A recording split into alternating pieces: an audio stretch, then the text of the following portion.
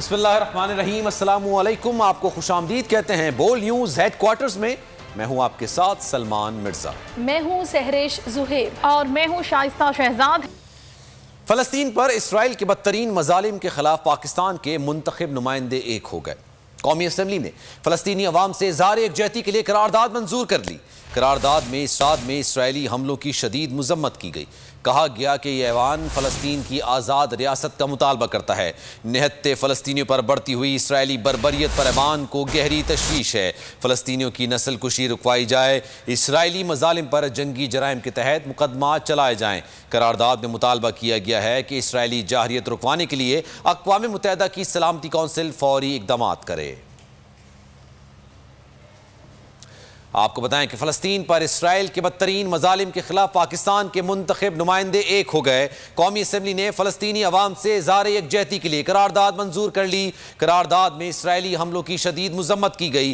कहा गया कि ऐवान फ़लस्तीन की आज़ाद रियासत का मुतालबा करता है। इसराइल के जंगी जराइम नाकाबिले कबूल, फ़लस्तीन के हक में पाकिस्तान से बड़ी आवाज़ उठ गई। मजलूम फ़लस्तीनियों से इज़हार यकजहती के लिए कौमी असम्बली में मुतफ़िक़ा करारदाद मंजूर। वज़ीर ख़ारजा शाह महमूद कुरैशी ने ऐवान में फ़लस्तीनी अवाम से इज़हार यकजहती के लिए करारदाद पेश की। करारदाद में कहा गया कि यह ऐवान फ़लस्तीनियों के लिए आज़ाद और ख़ुद मुख्तार रियासत का मुतालबा करता है। निहत्ते फ़लस्तीनियों के ख़िलाफ़ बढ़ती इसराइली बर्बरियत पर सख्त तशवीश है। इसराइली मुजालिम पर जंगी जराइम के तहत मुकदमा चलाए जाएँ। ये मुत्तफ़िक़ा रेज़ोल्यूशन जो फ़लस्तीनियों के लिए इज़हार यकजहती के लिए तजवीज़ किया जा रहा है, 17 मई का आपकी इजाज़त से पेश कर रहा हूँ। करारदाद में अक़वाम मुत्तहिदा की सलामती काउंसिल से मुतालबा किया गया कि इसराइली जाहरियत रुकवाने के लिए फौरी इक़दाम किए जाएँ। अक़वाम मुत्तहिदा से फ़लस्तीन में इसराइली जाहरियत के आज़ादाना तहक़ीक़ात कराने का मुतालबा भी किया गया। ऐवान ने मज़ीद मुतालबा किया कि फ़लस्तीनियों की नस्ल कुशी को फ़ौरन बंद किया जाए। करारदाद में मस्जिदुल अक़सा पर इसराइली हमले की भी सख्त मज़म्मत की गई। कहा गया कि फ़लस्तीनियों को इबादत और मस्जिद अक़सा में नमाज की आज़ादाना अदायगी का हक़ दिया जाए। ऐवान ने OIC से भी फैसला कुन इक़दामात के ज़रिए फ़लस्तीनियों की मदद का मुतालबा किया। अपोजिशन लीडर शहबाज शरीफ कहते हैं हुकूमत ने फ़लस्तीन के मामले पर कमज़ोरी दिखाई तो 22 करोड़ अवाम का हाथ और इनका गिरेबान होगा। कौमी असम्बली में इज़हार ख्याल के दौरान उन्होंने कहा कि माजी में जहां हिटलर खड़ा था आज वहां नेतन्याहू खड़ा है। उन्होंने तजवीज़ दी कि आइंदा जुमे फ़लस्तीनी अवाम के साथ यकजहती के लिए यौमुल कुद्स के तौर पर मनाया जाए। फ़लस्तीनी अवाम को फौरी इमदादी सामान भिजवाया जाए।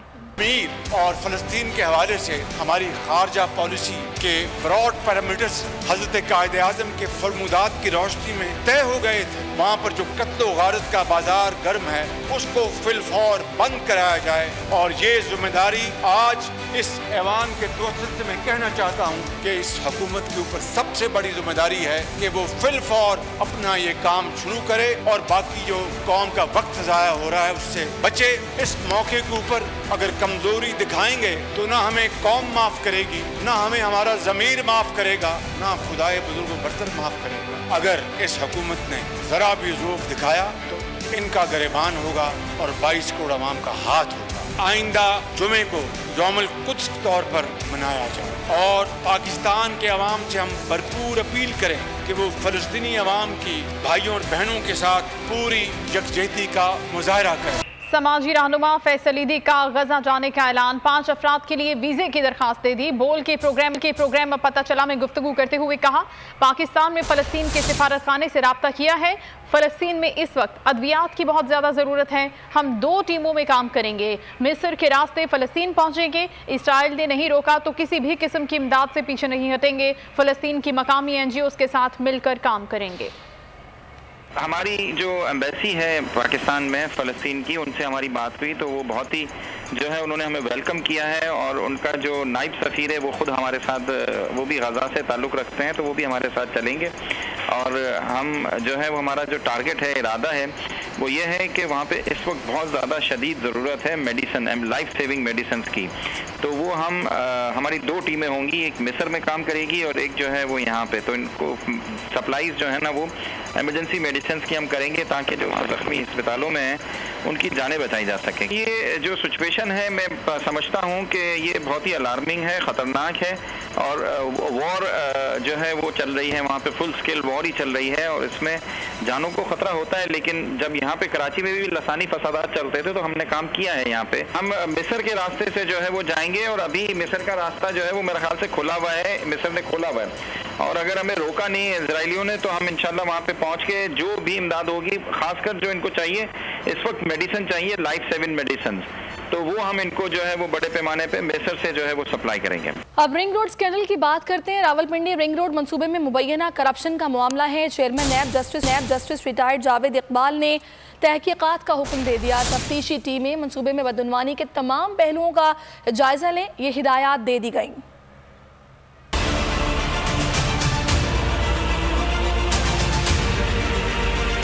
चेयरमैन नैब का रावलपिंडी रिंग रोड मंसूबा में मुबैना करप्शन का notice. Justice retired Javed Iqbal की नैब रावलपिंडी को तहकीकात का हुक्म। नैब ने मंसूबे में बदउनवानी, बेसाब्तगी और गैर कानूनी लैंड एक्विजिशन का नोटिस लिया। चेयरमैन नैब ने हिदायत दी है कि तफ्तीशी टीमें मंसूबे में बदउनवानी के तमाम पहलुओं का जायजा लें। चेयरमैन नैब जावेद इकबाल का कहना है कि करप्शन के तमाम जिम्मेदारों को इंसाफ के कटहरे में खड़ा किया जाए।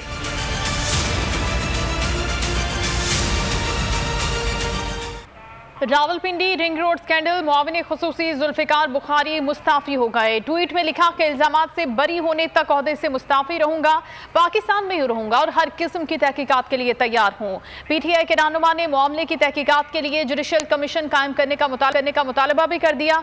मजीद कहा कि वजीर आजम के नजरिए के साथ खड़ा रहूंगा, वजीर आजम के विजन के मुताबिक मिसाल कायम करना चाहता।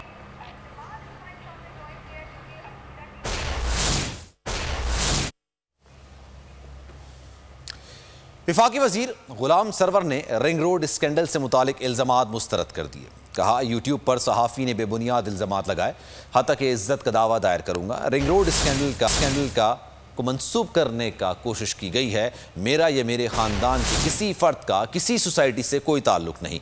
मामले पर नई तहकीकाती कमेटी बनाने का भी मुतालबा कर दिया। गुलाम सरवर ने मज़ीद कहा कि पुराने वक्तों की तरह मियाओं ने भी अपने चीकू रखे हुए थे। इन चीकुओं की वजह से चैलेंज करता हूं, इल्ज़ामात साबित करके दिखाएं।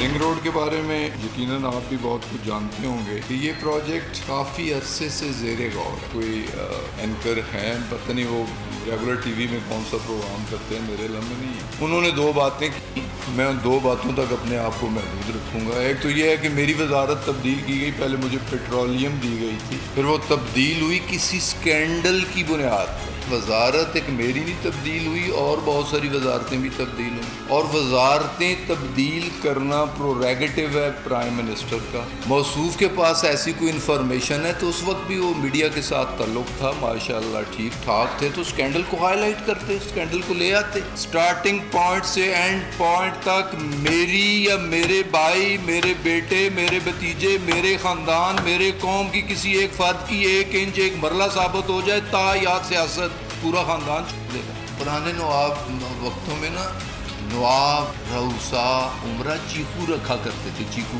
मियाओं के चीकू भी हैं। तो एक चीकू ने कहा गुलाम सरवर खान की वहाँ ज़मीन थी, उसकी भाइयों की ज़मीन थी, उसकी सोसाइटी थी। मैं उस चीकू को भी चैलेंज करता हूँ, उसको उसके मियाओं को भी चैलेंज करता हूँ। कोई सबूत ले आए मेरे और मेरे ख़ानदान के बारे में।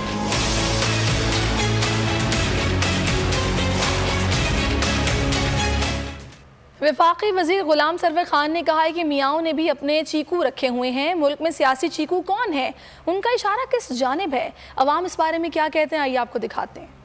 ये जो चौधरी सरवर साहब ने ये स्टेटमेंट दी है चीकू की, ये चीकू खेलना छोड़ें, ये अवाम का ये सोचें, ज़रा अवाम को रिलीफ दें। ये नूरा कुश्ती जो खेल रहे हैं ये ख़त्म करनी चाहिए इनको। ये एक दूसरे के ऊपर अब तनकीद ही कर रहे हैं और जो है अवाम का जो है भला कुछ करने के लिए तो कोई भी नहीं मतलब आ रहा ना। रोज़ बरोज़ महंगाई हो रही है। नून लीग के जो तर्जमान हैं वही चीकू में आते होंगे, वो मियाँ साहब के साथ हैं, शहबाज शरीफ के साथ होते हैं उनके तर्जमान। इसी तरह पीटीआई ने भी अपने तर्जमान रखे हैं, फवाद चौधरी है, दूसरे लोग हैं। बस ये तो अभी आजकल पाकिस्तान की सियासत में यही है ना, वो कभी किसी को क्रिकेट की मिसाल दे देते हैं, तो कभी फल की मिसाल देते हैं, कभी सब्ज़ी की मिसाल देते हैं। तो इस तरह की मतलब अजीब सी सियासत कर रहे हैं। इतना कैलिपर का आदमी है तो मेरा ख्याल में अच्छे तरीके से बात करके अच्छे तरीके से आप किसी की बेइज्जती भी कर रहे हो तो एक पार्लिमानी लैंग्वेज यूज़ करें तो ज़्यादा बेहतर होता है। एक ऐसे बंदे को जो कि गवर्नमेंट का सर्वेंट हो, उसको ये ज़बान अपने कॉम्पिटेंस के लिए शो नहीं करनी चाहिए ऐसी ज़बान। ऑपोजिशन लीडर शहबाज शरीफ हुकूमती टीम के निशाने पर वजीर दाखिला शेख रशीद ने कहा कि शहबाज शरीफ का नाम काबीना की मंजूरी के बाद ECL में डाला गया। शहबाज शरीफ ने जमानत दी थी कि वो नवाज शरीफ को वापस लाएंगे, अब उन्होंने खुद भागने की कोशिश की। शहबाज शरीफ को बाहर जाने देने से केस मुतासिर होता। वफाकी वजीर साइंस और टेक्नोलॉजी शिबली फराज कहते हैं शहबाज शरीफ के मामले पर सादा सी बात है कि संगीन नोयत के इल्जामात हैं। इस तरह माजी में भी लोग बाहर गए और वापस नहीं आए। फिरदौस आशिक अवान ने कहा कि हुकूमत ने कोई गैर कानूनी काम नहीं किया। कौम ने देख लिया गद्दार का टाइटल हासिल करने वाला कौन सा खानदान है। कानून की ताकत से ऑपोजिशन का इलाज मुआलजा जारी रखेंगे।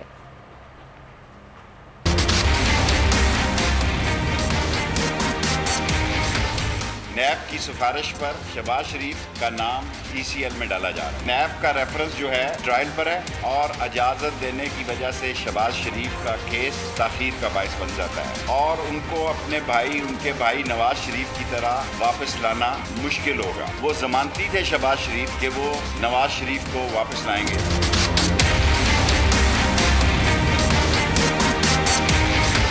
एक शख्स जिसके ऊपर इतने संजीदा मुकदमात हो और उसको इस किस्म की फैसिलिटी दी जाए कि वो बीमारी की वजह से बाहर जाना चाहता है, तो हमने देखा है माजी में भी किस तरह लोग गए और किस तरह से वहाँ से फिर कानून से फरार इख्तियार कर लिया।